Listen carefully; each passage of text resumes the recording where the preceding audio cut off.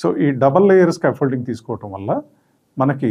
అన్ని పనులు కూడా కంప్లీట్ అయ్యేంత వరకు ఆ స్కాఫోల్డింగ్ని మనము రిమూవ్ చేయవలసిన అవసరం ఉండదు. లేదు అంటే కనుక సింగిల్ లేయర్ స్కాఫోల్డింగ్ కనుక మనం కట్టుకునేటట్లయితే బ్రిక్ వర్క్ కంప్లీట్ చేసి అంతవరకు మనం అది ఉంచగలుగుతాము. బట్ ప్లాస్టరింగ్ చేసేటప్పుడు పైనుంచి ఆ స్కాఫోల్డింగ్ రిమూవ్ చేసుకుంటూ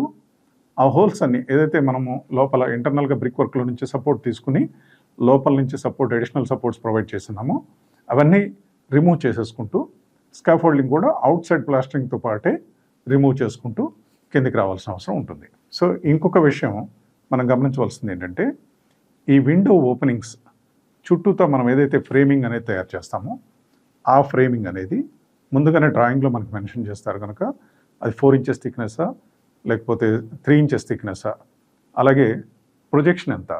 అంటే విండో లెవెల్ నుంచి అది ఒక 3 ఇంచెస్ ప్రొజెక్ట్ చేస్తున్నామా లేకపోతే 5 to 6 ఇంచెస్ ప్రొవైడ్ చేస్తున్నామా అనేది ముందుగానే చెక్ చేసుకుంటాం కనుక దానికి తగినట్టుగా విండో సిల్ లెవెల్లో కూడా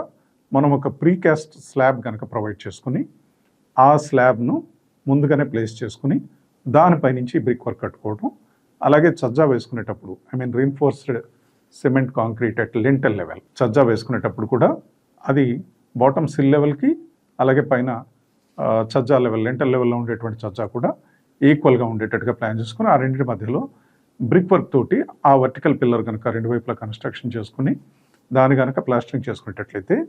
ఆ యొక్క స్ట్రక్చరల్గా ఎటువంటి క్రాక్స్ రాకుండా అది ప్రాపర్గా మనకి లాంగ్ లైఫ్ ఉండేటట్టుగా మనం నిర్మించుకునే దానికి అవకాశం ఉంటుంది.